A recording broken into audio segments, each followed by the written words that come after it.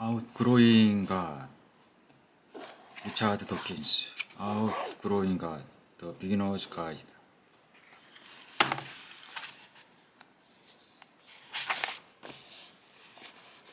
Chapter 4, The Good Book.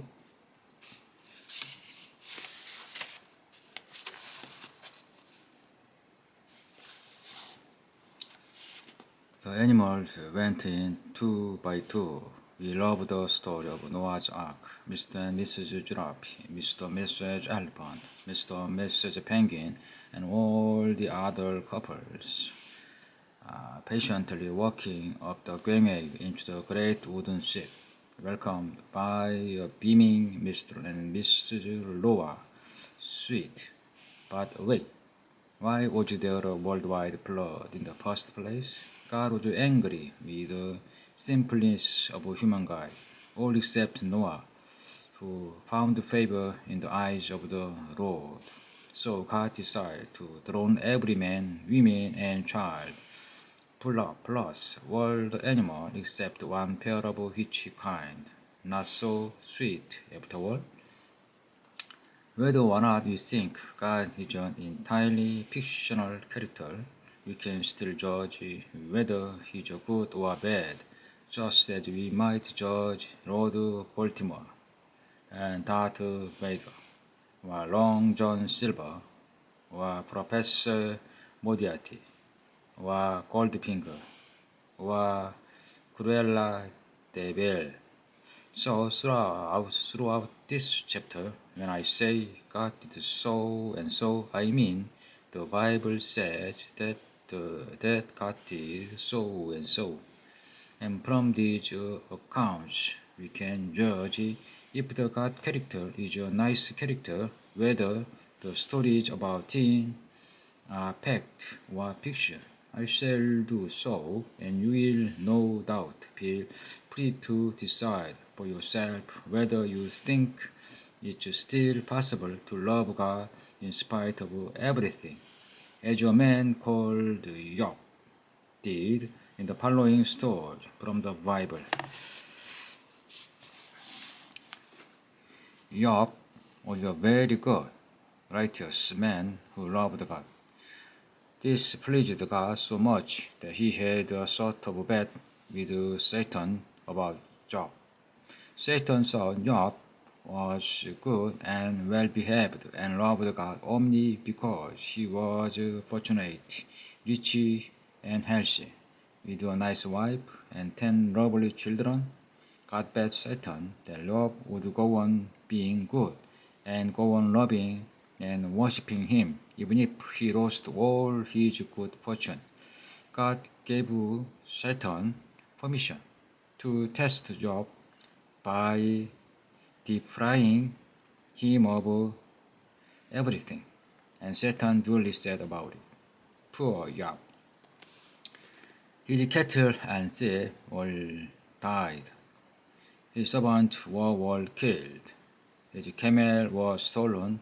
His house blew down in a gale, and all his 10 children died." But God won the argument because even in the face of such provocation, Job never became cross with God and refused to stop loving and worshipping him. Satan still wouldn't admit defeat, though, so God gave him permission to test Job even further. This time, Satan covered Job's whole body with boils, like the boils God inflicted on the Egyptian caused by a bacteria, as we now know, though the author of the book of Job didn't, and presumably God and Satan did. Still, Job's face held firm. He didn't stop loving God, so God finally rewarded Job by curing the boils and giving him lots more wealth. His wife had lots more children, and they all lived happily ever after. Pity about 10 dead children and all the other people who'd been killed because of the bat. But, as people often say, you can't make an omelette without breaking eggs.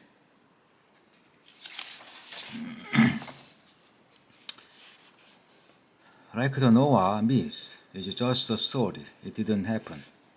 As with most books in the Bible, we don't know who wrote the book of Job, and we don't know whether the author himself, it probably was himself rather than herself, thought there was a real man called Job. He could have been using fiction to teach a lesson. This is quite likely because the bulk of the book of Job consists of lengthy dialogue between Job and his friends, known as Job's comforters, about moral questions and duty to God. But whatever the author's intention, huge number of devout Christians and Jews still think it's a real story about a real suffering man called Job. Devout Muslim too, for the story of Job is in the Quran. So it's the story of Noah.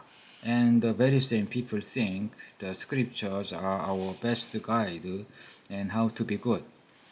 All these devout people think God himself is a supremely good role model.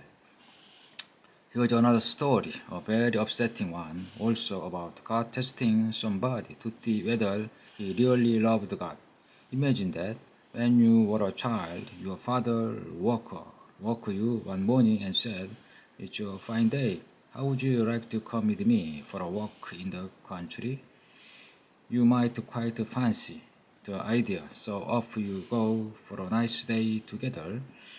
After a while, your father stops to gather wood. He piles it up and you help him because you enjoy bonfire. But now, when the bonfire is ready to light, something terrible happened. Utterly unexpected. Your father seized you, throws you on top of the fire of wood, and ties you down so you can't move. You scream with horror. Is he going to roast you on top of the bonfire? It gets worse. Your father produces a knife, raises it above his head, and you are now in no doubt. Your father is about to run his knife through you. He is going to kill you and then set fire to your body.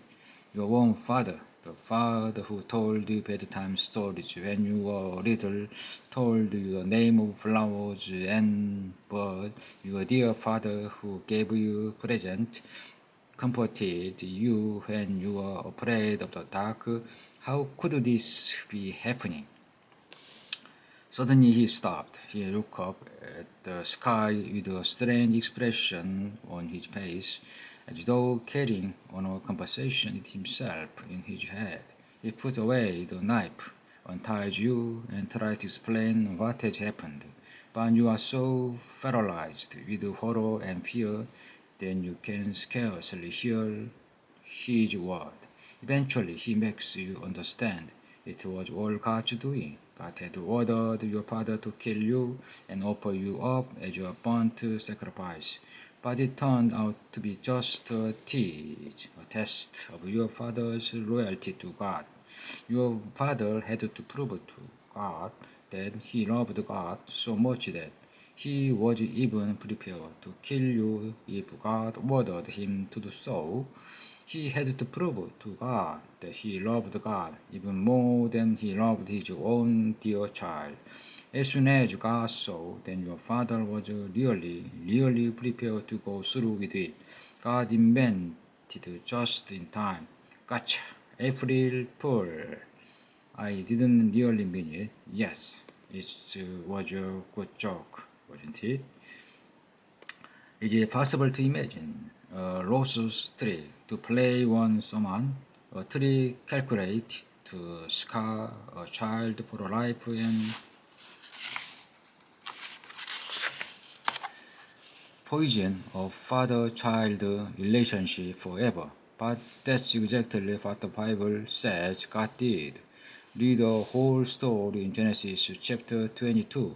The father was Abraham, and child was his son Isaac. The same story is told in the Quran. Here the name of the son is not mentioned, and there is a tradition in Islam that it was Abraham's other son with a different mother, Ismail. In the Quran version, Abraham had a dream in which he saw himself sacrificing his son. Just the dream was enough to persuade him that Allah was telling him to do so, and he asked his son's opinion. Amazingly, the son encouraged his father to go ahead and sacrifice him. According to another Islamic tradition, this version isn't in the Quran itself. Shaitan tried to persuade Abraham not to do this terrible deed. This would seem to make the devil the good guy in the story. But Abraham, preparing his dream, drove him away, him pelting him with stones.